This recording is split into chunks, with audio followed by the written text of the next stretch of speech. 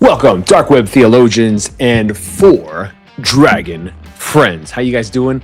This is an excellent episode. I am super stoked about. This is more about American giants, but we're particularly talking about the aspect of why it's hard to find any information about American giants. So you don't want to miss today's episode. Stick around.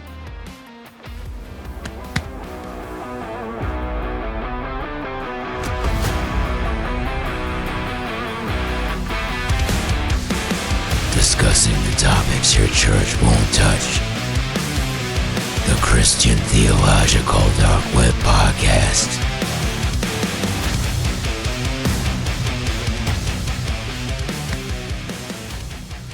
Without further ado, let's go ahead and jump right into this topic. Definitely, guys, if you have not followed before the previous episode, we really dug into major accounts of giants, the aspect of gigantism, what Nephilim are, kind of that basic idea and how all that plays out. So today we're going to be touching on all this other stuff that has to do with the hiding of giant bones, the disappearing of giant bones, the disappearing of any conversation around that kind of stuff. So let's get started, shall we? We have some interesting situations here. The reason and the thing we're talking about today is the institution known as the Smithsonian Institution. Now, I want to start here and give you guys some accounts of the Smithsonian, from the Smithsonian directly, by their own words and their own information. Listen to this account. These are confirmed accounts from the Smithsonian's own annual reports on the Board of Regents of the Smithsonian Institution for the respective years and places. In Anna Union County, Illinois, for the year 1837, one skull found that was measured at 36 inches in circumference. Now, last time we discussed some of this stuff, I want you guys to have a realistic idea for how big human skulls are. A normal male average skull is 22.5 inches in circumference. A female skull is 21.75 inches all the way around. Now, that should leave room for pause, just that alone. That's humongous. 36 inches is crazy. It's crazy. It's like a whole 50% more, basically. Amelia Island, Florida, 1875. A giant skeleton at least 7 feet tall with an enormous skull, double rows of teeth, and a giant axe by Dr. Augustus Mitchell was found. Remember, these are recorded annual reports for the Board of Regents of the Smithsonian Institute. Let's continue. Kishwaukee Mounds in Illinois, 1877. Dr. Everett states, a 15-pound axe, his own words, only a giant could have wielded. A giant's grave was found there whose jawbone actually fit over the face of another man. A normal man, that is. And Dr. Everett states himself, it was found, that is the jawbone, lying in a grave by the side of a huge skeleton, much taller than the current race of men. Dunleith Mounds in East Dubuque, Illinois, 1894. A giant found between 7 and 8 feet. Long Island, Rowan County, Tennessee, 1894. 7.5-foot giant uncovered. But the Smithsonian denies that any giants have ever been found, even though it's on their own books. What in the world's going on here? So those are the ones that the Smithsonian doesn't outright deny. What about the ones that the Smithsonian actually does deny? The New York Times states in 1886 in Cartersville, Georgia, acres of skulls and bones. Some of these are gigantic. The owner must have stood 14 feet tall. Another, there is a representative from the Smithsonian Institution investigating the curious relics. In North Otago Times, July 22nd, 1884, a 9'2" skeleton surrounded by 7 other skeletons. The giant evidently had been a king, as his head was encircled with a copper crown. And accounts like these, guys, go on and on and on. Almost all of them denied by the Smithsonian, and the ones that aren't are hardly even recognized in the least. You might be wondering, if you're not American, and even if you are, you may not know, what in the world is the Smithsonian? That's an excellent question. You may be wondering. The Smithsonian is the world's largest museum. This is a quote taken directly from the Smithsonian Institution. It says on their website, the Smithsonian Institution is the world's largest museum, education, and research complex with 21 museums, 14 education and research centers, and the National Zoo, shaping the future by preserving heritage, discovering new knowledge, and sharing our resources with the world. Now, honestly, on the outside, on the front, that sounds great. Research, development, preservation of history and heritage, all that stuff sounds awesome. I don't have any particular beef with any of that and the Smithsonian. But let's get into some questions that seem to be denied. As you've seen, we already know that the Smithsonian denies that they have any kind of giants, even when they're on their own actual registry for annual reports to the Board of Regents at the Smithsonian Institution. But let's explore the Smithsonian's actual past. We have an idea of what it's supposed to be, but where did it come from? Now, this, guys, is a wild story. The Smithsonian itself is neither a government nor a private institution, and it was funded by one James Smithson. Now, James Smithson, this is where it gets really interesting. He was a very strange individual, very strange. He was originally the unrecognized son of Hugh Percy, the first Duke of Northumberland, and Elizabeth Hungerford Keat Macy. He was essentially disowned by his father. He was born in France, in Paris, in 1765. And really, he was a bastard son because he wasn't accepted by his father. He wasn't recognized formally. So he really had little to no family. Grew up kind of an outcast, rather, very much an outcast. At that time, in history, that's kind of the way it was. We still had lords and kings and all that good jazz. Not so much of what we have now in the rest of the world.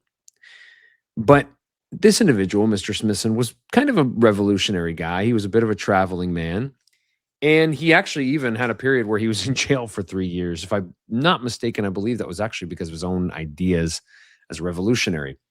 Curious enough, he was a Freemason. Now, before you call me out on that one, if you're listening, this was extra officially. He was claimed by the Freemasons, but there's no real official documentation to back any of that. I'll be happy to let you know the source if you're curious in the comments below. If you want to know, just let me know in the comments below. Hey, Ricky, James Smithson wasn't a Mason. He wasn't a Freemason. Show me where it says that. I'll definitely find that for you. There's actually a lodge that mentions him. So we know he was essentially just disowned by his father, basically grew up on his own, was somewhat involved with the Freemasons, and was a bit of a scientific man.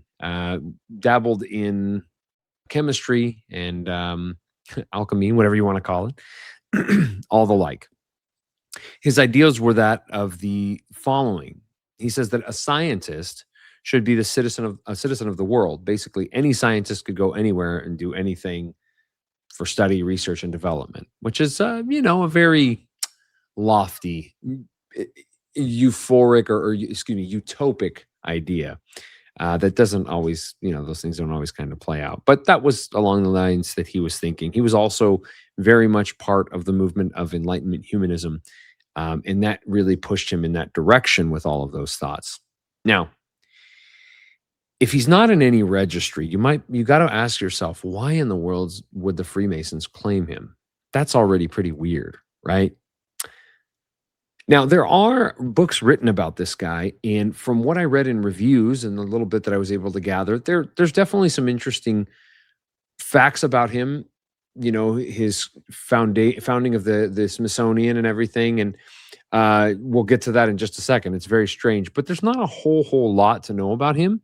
Again, he was basically a bastard son, so he spent a lot of time moving around a lot. It's kind of hard to isolate a lot of things about him or for him, so on. we get to how he actually founded the Smithsonian. He has a very strange will for when he dies. What does his will say? Well, essentially, it says that his one particular nephew was to receive all of his fortune if and only if he were to make good on the fact that he continue the family line. Because James Smithson never had any family. He never had any children or anything. And I don't believe he even married, from what I read. And so that seems like a fairly noble desire. Now, he said in the case that that did not happen, that inheritance should otherwise go to found a society called the Smithsonian Institution. And quote in his will, a Smithsonian Institution at Washington under the name Smithsonian Institution, an establishment for the increase and diffusion of knowledge. How noble and majestic. His nephew died actually very shortly after receiving the inheritance, and the money ended up going to fund the Smithsonian. You guessed it. That's right. Now, back up a second. Remember where I said he was born? Paris, France. Okay. So he was an Englishman, obviously spoke some French and the like, because of his father, the Duke. But it gets weirder, guys, because we already know that this Mr. James Smithson was involved with the Masons to some degree. He was into alchemy and into science and everything, which is, not too weird for his time. That's any kind of erudite individual wouldn't have any problem with those things. What really gets me is not so much that he gave his fortune to found something like the Smithsonian because he believed in humanism, enlightenment, and the furthering of mankind and science and the like. What's weird to me, guys, is he never freaking stepped foot in the United States. James Smithson never stepped foot in the United States, yet he founded the Smithsonian Institution, which essentially is responsible largely for shaping the scientific and philosophical outlook of every academic in the United States, for the most part. Let that sink in. There's definitely some other things that I want to mention here, so we're going to get to that in a second. Before I move on, I want to give you guys an idea. This guy is responsible at that particular time for giving 1/66th of the entire U.S. federal budget. That is a crap ton of money. That's wild. That's a wild amount of money. So this was a big deal. This was a really big deal. So much so, guys, that actually there were questions about whether or not the British Crown should fund something like that. Not necessarily the British Crown itself in this case, but right, should there be foreign money actually coming into the U.S. for purposes of shaping the American mind and all that? And remember, guys, not even 100 years before this, we had just become an independent country, right? When he gave this money, actually, I think it was somewhere around 80 years, 70 years, something like that, just after the revolution. So we were really just growing as a nation. So something like this, obviously, it's understandable that our government wanted to step in and say, the American government, hey, are we on board with this? Do we agree with this? What's going on here? So much so that this actually was pushed further and further down the road. If I'm not mistaken, there was almost 10 years that lapsed before the money was actually officially received, accepted. I think it ended up getting used for some bonds, went to waste. But then the government, so much so our government, the US government, decided to reinvest that money. And so Congress reauthorized that money and the Smithsonian began. Now let's talk about how all this went down. Now, this gets really interesting, guys, because the Smithsonian itself actually has some ties to Freemasonry. Yes, you heard that correct. Besides the fact that James Smithson was an extra official Freemason, there are other things. In fact, there are quite a few other things. Already dubious is how Mr. Smithson got that money in the first place, but nonetheless, he gave the money to a country he never stepped foot on, for an institution he would never see or know about with regard to its future or operating or anything like that. Can you imagine that? How weird. What are the Smithsonian ties to Freemasonry? There is a famous castle. It's a building, part of the Smithsonian in Washington, D.C., and it was built by one Mr. Gilbert Cameron. Now, let me tell you a little bit about Mr. Cameron. He is from Greenock, Iverclyde, Scotland. Moved Scotland. Don't kill me if you live in the UK. I know it's terrible. We Americans always have to do stupid European accents. That's what we do. It's just what we do. He moved to the US after his apprenticeship and built this castle. Now, he already was a practicing Freemason, so that in and of itself is already kind of part of it. But there was actually, I want to make sure I don't miss anything here because it is pretty important. There was a particular event that happened that was the laying of the cornerstone of this building, of this castle. And there was quite the festivities, guys. This happened in, I believe it was 1847 when this finally got approved. And the crazy thing about this here is that all the fanfare and all the hubbub that was around the creation of this institution and the building of it. So when it was set to be built, again, Mr. Smithson never having any idea what actually happened to his money because he passed on. Mr. Gilbert from Greenock, like I mentioned, comes, has his apprenticeship, and I think after 10 years, he got this job to build it. Now, the ceremony for the cornerstone for this castle was a massive ceremony. It was attended by 6,000 to 7,000 people for laying this cornerstone with Masonic honors. Not only that, guys, there was a mile-long procession from City Hall all the way to the White House. This day was actually named as an official holiday. Already, you guys are starting to see it. A mile-long procession is an unfathomable amount of people. Guys, we're talking about 1847. We're not talking about 1950s. Like, this amount of people was not super common. We were still just kind of getting to where modernity was really allowing for longer life and things like that. This is very strange. It's a lot of people. There were actual representatives, I believe the actual heads of the lodges of both one of the lodges in Pennsylvania as well as in Baltimore that attended this event as well. The actual gavel, that is the hammer, and the apron that the Grand Master used of the Grand Lodge from the District of Columbia, because that's where it was in DC, were the exact same gavel and apron that George Washington used. Mr. Cameron returned to Scotland at the start of the Civil War and became a what they called RWM, a Right Worshipful Master, which is something akin to Your Honor, but in this case, it's for Freemasonry. So in other words, he became the president of the lodge. Strangely, he died very shortly after in 1866, but nonetheless, his ties to Freemasonry were very, very deep and very, very strong. It's not for nothing that you become the actual president or the Right Worshipful Master of a lodge. That's a big deal. Now, we kind of have an idea where the basis is. I want you guys to think about that. Let that sink in, that Freemasonry was involved in the very foundation of this.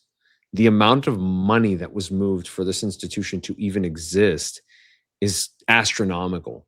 Again, it was 1/66th of the actual federal budget, or the actual amount of money that the United States had at that time. So you can see how much influence and power was associated and was kind of floating around the Smithsonian. Now, I want to talk about how the Smithsonian really has set the tone for us for developing national identity and how it shaped existing ideas as well. There is a particular idea that I think many of us are actually already somewhat familiar with. We may not know the term for it, but it definitely is something that is very common here in the US, especially if you're an American. You know, the idea of manifest destiny was very common at this time, right? The idea that it really took root in the American mind, that spread through democracy and capitalism all over North America. That was the idea, to make that happen. The focus on American exceptionalism, which is uh, a very popular term and thought right now, right? With our current president and our current actual governing class, our Congress and everything being very, very pro-American, very American exceptionalism.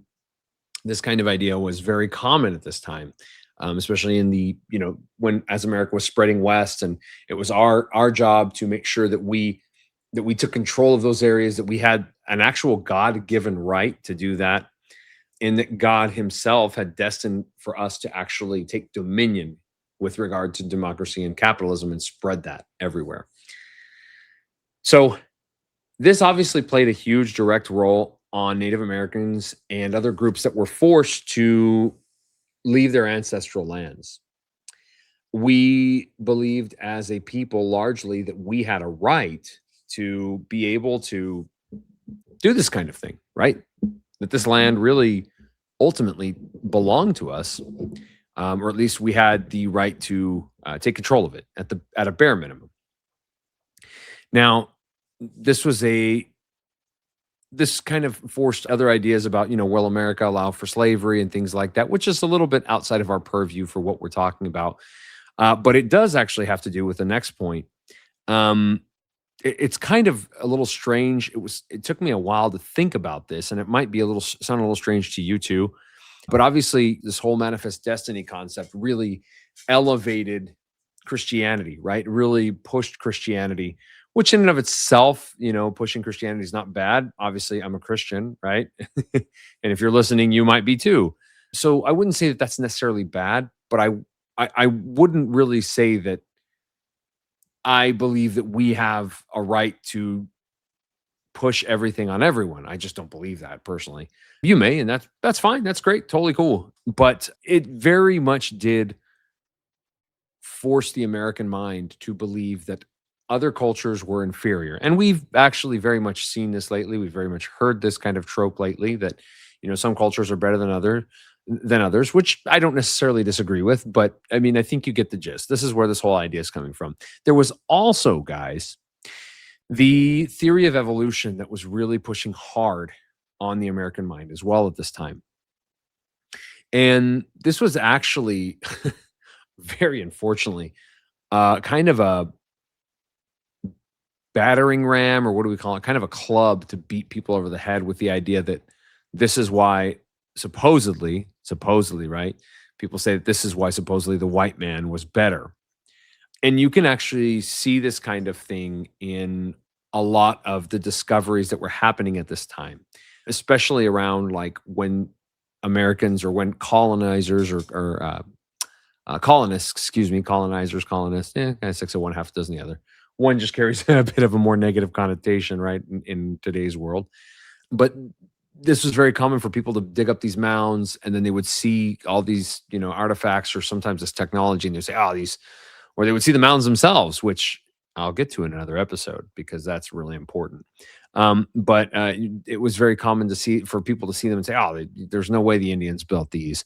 They're too primitive. They couldn't have possibly done this kind of thing. And so there was this kind of back and forth idea that was going on early in America's kind of founding once Europeans had arrived. We're talking about 1600s or 1700s forward, kind of that area. And this whole evolutionary theory really pushed forward even more so the idea that other races were less, right? And we'll actually see this with a particular individual named Aleš Hrdlička, who was Czechoslovakian, I believe. That's where his background is from. We'll see that. He very much is a scientist like that, and he plays an important role in a lot of this stuff with the giants and the cover-up. Okay. This whole concept of manifest destiny, like I mentioned, exerted the idea of power over the prehistory of mounds and all these artifacts. It really created kind of two dividing factions, which I kind of mentioned. One of those was that the Indians were too primitive, which we already kind of looked at. There was actually a publication by Smithsonian, right? It said that the prehistoric race of some superior group to the Native Americans had to have built the mounds because they were too complex. Why? Because, well, they saw that there was actually advanced math, that there were advanced techniques, that the amount of earth itself or dirt itself was unfathomable. The way that they actually set these up was unfathomable. They corresponded with the stars and over huge distances sometimes. So a lot of people didn't buy that the Native Americans could have done this stuff. Now, that kind of does sound pretty racist, especially to our ears nowadays, right?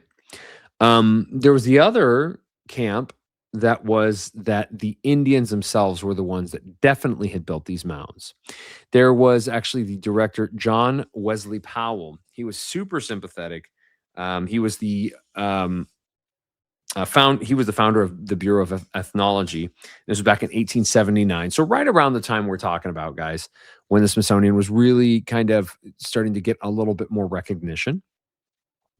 And he was very sympathetic to the Native Americans, very much cared for them. And he always was a little bit more cautious in approaching whether or not they had created this kind of stuff or not. And essentially, yeah, I mean, he was the one. He said, yeah, no, they definitely created the mound. So that was the two main thoughts. Now there is a third thought, which most Americans don't take into account, and it's the Indians themselves. What the heck do they say? Well, it's a mixed bag when looking at these kind of two political opinions. But the Indians themselves, the natives, said we didn't build these. It was a group before us. And a lot of times they would say that it was a group of giants before them, a larger race that built them. I mean, this is a very common thing to hear from multiple Native American tribes and groups. This is very, very common. They don't take ownership of the mounds themselves, at least largely. I believe there are some exceptions. The Iroquois are one of those exceptions, and that's something we'll see in a later episode. If you're interested, there's a strong belief by a decent amount of people that the Iroquois are actually the remnants of Atlantean civilization. I'm just going to let that sit and stir. You do with it what you want, but there is a belief that, yes, the Iroquois actually migrated, leaving the Atlantic continent, the continent of Atlantis, that is to say, the Atlantean continent, and moved to what is now the Ohio River Valley, and that they are Atlantean. And there's a lot of good reasons for that too, by the way. Anyway, that's an aside. Stay tuned. That's going to be in an upcoming episode as to why that's the belief. Now, again, like I mentioned, in 1879, the Division of Mound Exploration is created. That's by Mr. John Wesley, Director John Wesley Powell.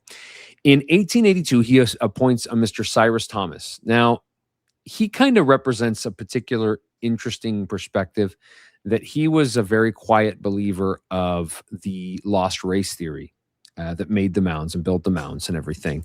And because, he believed this because there was constant giant skeletons being found. There were strange artifacts. There was all sorts of earthworks, complicated math, all that stuff.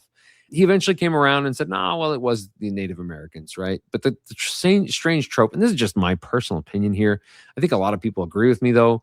Like, the Native Americans already told you they didn't build them. Why would you insist that they build them? Because the white American, the white European, now American, would always say, well, you guys just forgot. It's like, forgot? Really? Like, that's like losing the Ark of the Covenant, right? Like, you don't forget that your people built the mounds. I mean, I don't think they would. If you don't know, guys, the mounds themselves are basically kind of like primitive versions of pyramids, but they're all made with earth, with actual dirt and mud and earthworks. They're called earthworks precisely for that reason. And that's largely what we see here in the U.S. I don't know if we have any pyramids. We may, but I think there are a few here and there scattered throughout. But largely what's here in the United States is mounds, dirt mounds.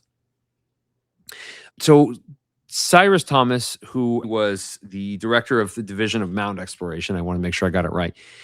He was kind of, at first at least, kind of what all the people in the States were really kind of believing, that there was this other race of people that built this thing. Again, it's a weird thing. That's actually what I believe, but for them, it was kind of a racist motive, which is very unfortunate. I can't say that that was everybody, obviously, right? We don't know how everybody thinks, but that was largely the thought process. And this was totally rejected outright. Like, the Smithsonian took a total hard left and was like, no, we're not going to believe that. The Indians built the mounds. That's the end of it. They came over the Bering Strait, which is the portion between Alaska and Russia that, when the waters drop, that people can cross and so forth. And that they said that that's basically their official position, actually, for the most part, pretty much today, which is very quickly unwinding because there's all sorts of stuff all the time. And there's actually tons of discoveries here we're going to talk about that show that that was not true. But the Smithsonian rejected any suggestion of diffusionism, which is the idea that peoples came from other parts of the earth to the Americas, to the United States, what is now the United States, right? They believe in isolationism. And Hrdlička, who actually we're going to talk about here in a second, who was over the physical division of physical anthropology, was die hard on this. He didn't even believe, I think before 2000 BC, that was even a possibility. Like, he outright rejected it. Aleš Hrdlička, the most infamous curator of physical anthropology, what is now called biological anthropology. And this was all the way back that he started in 1910. He was a highly influential individual. He overpowered many. He was involved in the eugenics movement, a pre-Nazi philosophy funded by the Rockefeller Foundation. Sounds like a great guy to have over your physical anthropology department, doesn't he? He had super racist ideas of Native Americans being advanced. He believed that that was an impossibility. He actually also believed that a person's race determined their religious belief. You might imagine that he was an atheist. Surprise, surprise. This is one of the very obvious reasons he rejected other races, because he himself was an atheist. And so he thought because of race, people had these ignorant ideas or these foolish ideas. And so because he attributed race to belief system or cosmovision, right? Largely, he found other groups to be incompatible. He was super racist, even in one of the science newsletters, and I'm quoting here: "The greatest danger before the American people today is the blending of the Negro tenth of the population into the superior blood of the white race." That is some blood and soil Nazi garbage. It's ridiculous. He was very fond of comparing skull sizes of African Americans to those of white men. So you might find and understand why, when the Smithsonian starts finding giant skulls, especially skulls, Mr. Hrdlička was not sold on that. He was not having it. Giant Native Americans would be a huge problem for him, because that would indicate that there was a much larger capacity for reasoning and understanding in the Native Americans than in the white man. He denied any idea of giants at all, guys. Outright. There was no way it was happening. He is really the beginning point where we start to see the Smithsonian outright denying giant bones or strange artifacts being found. Not that it didn't happen, right? Not that it wasn't hushed up, or that the Smithsonian took the bones and hid them or whatever before that, but really he's kind of what cemented that reality.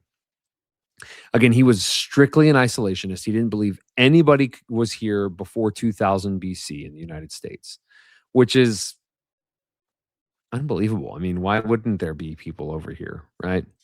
There are many native accounts, and I think I've actually mentioned in the previous episode, of tons of times that people were here. Like, they would talk about their ancient ancestors and previous races that were here before they were, that did all sorts of things that before they did, all sorts of crazy stuff. So you can see he was very much anti-giant was a big problem for him because one, it was supernatural, but also because it went against his scientific theory. In 1934, he made a pronouncement to a local newspaper and said, "Giants are no more." He said that he believed or knew that other people were misjudging the size of certain bones or exaggerating them. This was directly to the United Press that he mentioned this.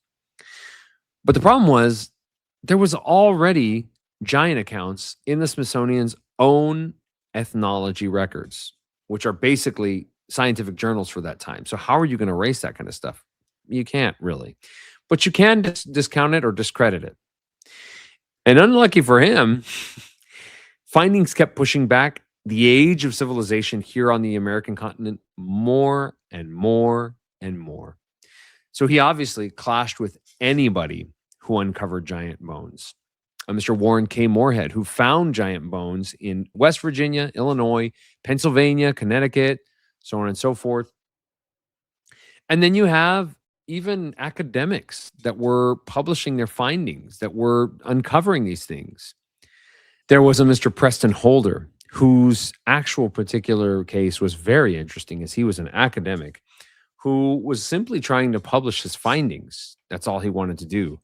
But Hrdlička was having nothing to do with it and did everything in his power to make sure that it didn't happen. Mind you, this individual was just an academic and nothing more, just trying to publish his findings. Let's go ahead and take a listen to what Mr. Preston essentially suffered as persecution in the workplace or in the work world, trying to get ahead. Don't you think? In 1936, archaeologists dug up something on the Georgia coast that made headlines across the country. Then, it disappeared from the record entirely. The Smithsonian sent a team to Sea Island, Georgia, a WPA-funded dig led by Dr. Preston Holder. What they found stopped everyone in their tracks. Skeletons measuring 7 feet tall. Not one, multiple. The newspapers went wild. One headline compared the discovery to unearthing dinosaur bones. Photos were taken. Even Aleš Hrdlička, the Smithsonian's top skeptic, personally examined the skulls. And then, silence. Preston Holder was never allowed to publish his full findings. Not to the Smithsonian, not to Columbia University. His supervisors blocked it, buried it, and, according to one historian, some of the reports were literally expunged. A university professor described it as work hidden from scrutiny, with reasons that remain, in his words, obscure. So ask yourself, why would a world-class archaeologist be silenced for finding exactly what the history books say could never exist?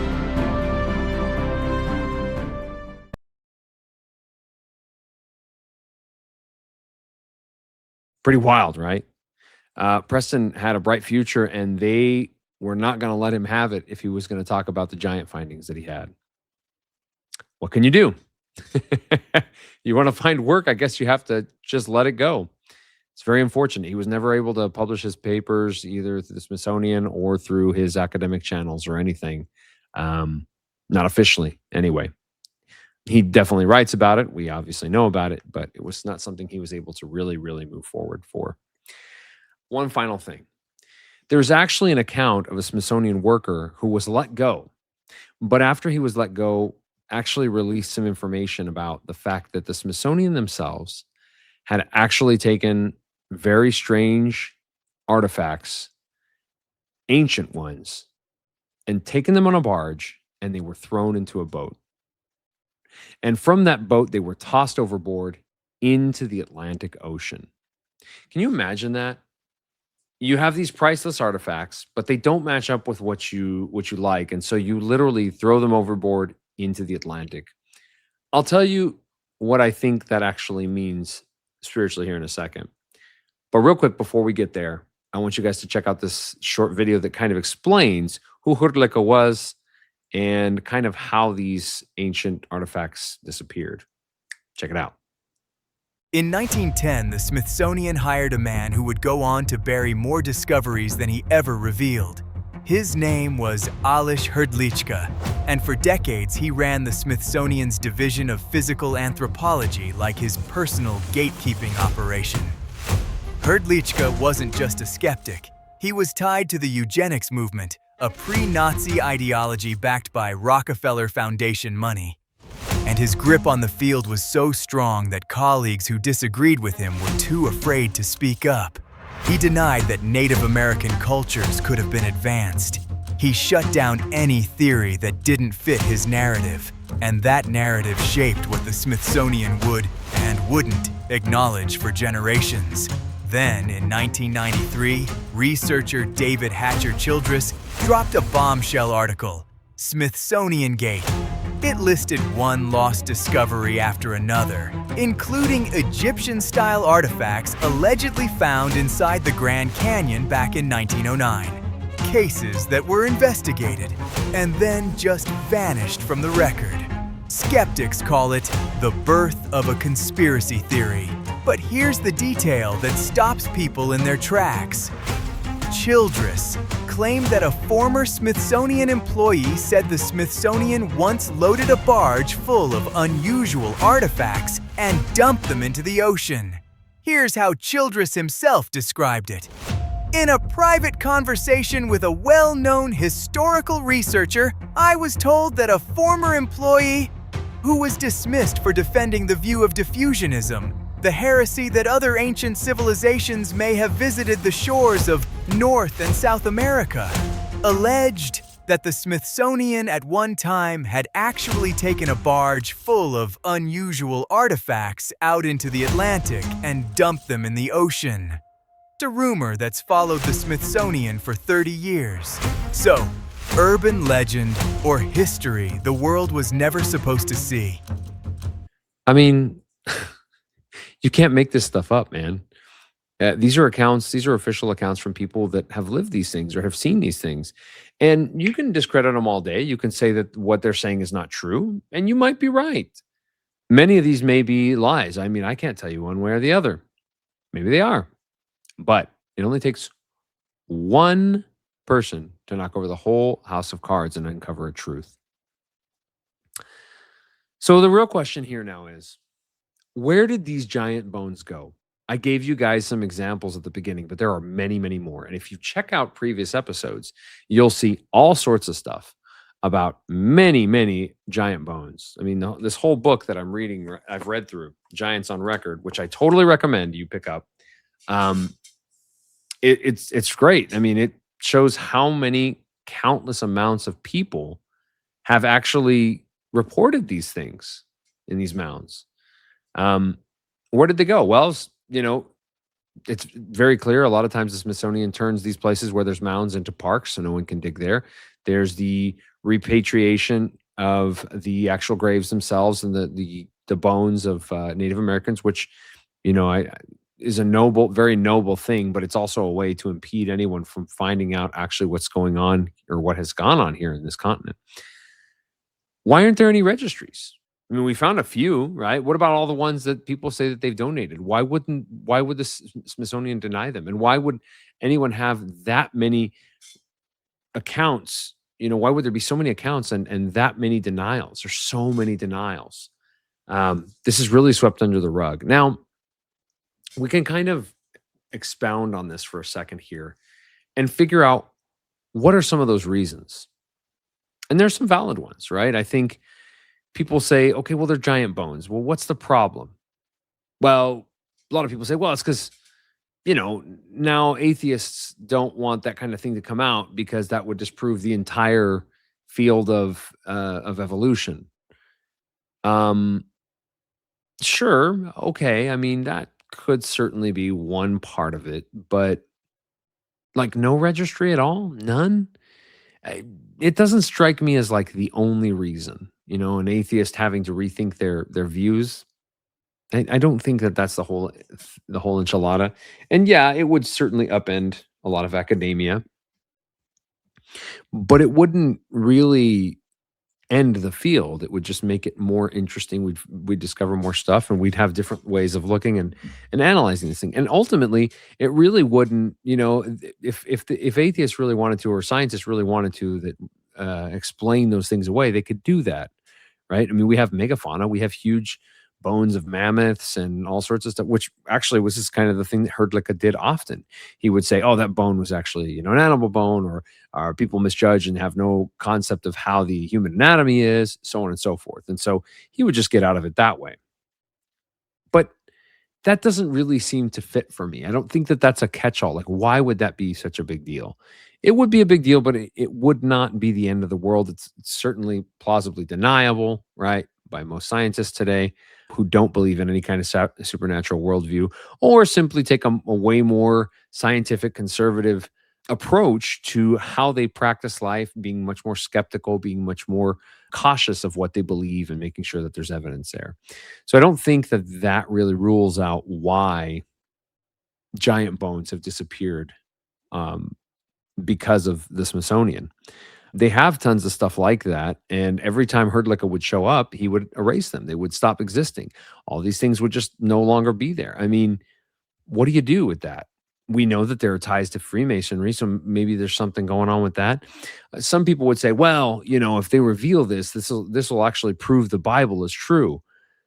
Okay, that's another good idea, but I don't really think that that makes all that much of a difference. Just about every culture you can think of talks about giant people, talks about fairies and spirits and all sorts of stuff. So I don't think that that either really would deny, right, what's actually happening or be a problem. So what is it? What is it? Is there another reason? Well, I'll certainly tell you mine. I think that secret societies use these as technology or ritual initiation, ways to contact the dead, ways to obtain knowledge, ways to gain power, ways to obtain magic, a bridge to commune with Nephilim. I mean, I think that a lot of these bones are Nephilim. And even if they're not, they're ways to contact spirits regardless, right? Nephilim through non-Nephilim bodies. You can, do that kind of thing. Bones in the ancient world were seen as the last bridge between this world and the next because they were solid, they were stable, they lasted, right? And there's all sorts of things that cultures use those for. There is actually an account that was in a newspaper that got scrubbed for the most part that said that after, and I believe this was in Lovelock Cave, the Lovelock Cave ordeal, which we actually saw in the previous episode, the Lovelock giants, red-haired giants. After they killed those giants, some of those bones were recovered. That's how they found out about them, right? Somebody ran into those bones. And those bones were, I think it was the Freemasons. There was a local society there that took a hold of those bones, and they were never seen again. And there were rumors that they were boiled and that people in that society drank the water from those bones of those giants. You can do with that what you will. There are many other cultures, many other beliefs, other people and other beliefs. For example, Mesoamericans, Aztecs in particular, believed that when they would cut off the flesh of another warrior and wear it for themselves, that they would obtain that person's power.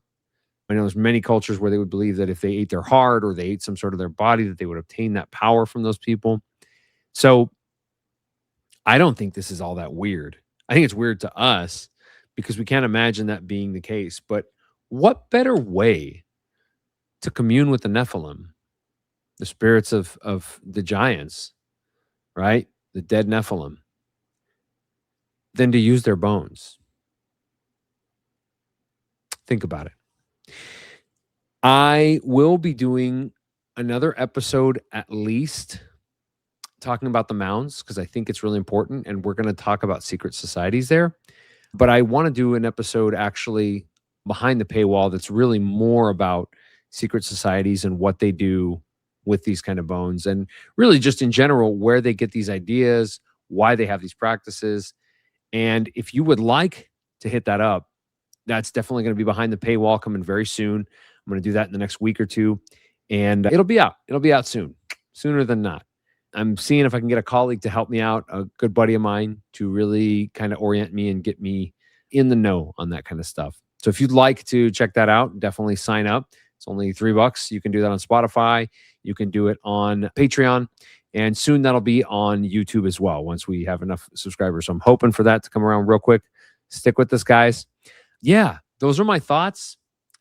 The Smithsonian is clearly hiding bones or getting rid of them or using them for their own ends, right? Erasing history. They've erased history. If you believe that they took artifacts on a barge and chucked them over the side into the Atlantic Ocean.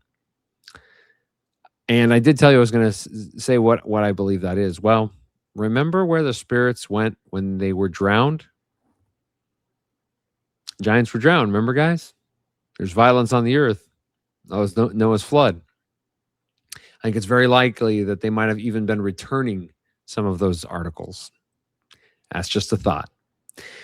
Well, I hope you guys have enjoyed this episode. I'm going to go ahead and sign off. But we can obviously see, just to recap, the Smithsonian is involved in some weird stuff. It's weird money from weird places.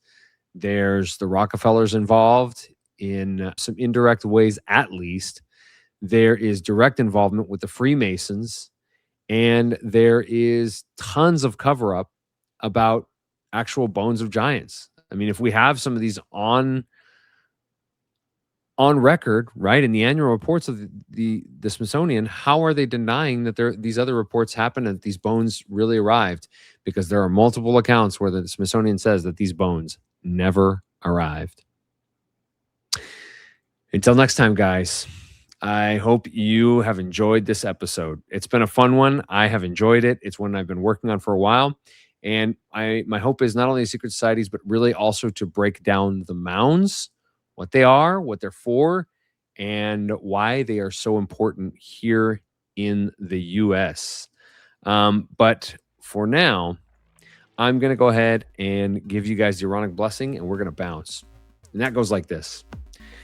As Yahweh said to Moses, and Moses said to Aaron and his family, may the Lord bless you and keep you.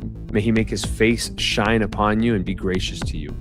May the Lord show you his favor and give you his peace. As Shelley always says, his perfect peace. God bless. Shalom, shalom. And Maranatha, guys. Love y'all. Thank you for watching this episode of the Christian Theological Dark Web Podcast. For all questions, collabs, or comments, contact us at solo.to/thectdw or the Christian Theological Dark Web at gmail.com. To become a special access member or support our ministry, sign up on Spotify or Patreon. This has been another Four Dragons production from the CTDW. God bless, Shalom, Shalom, and Maranatha. Come, Lord Jesus.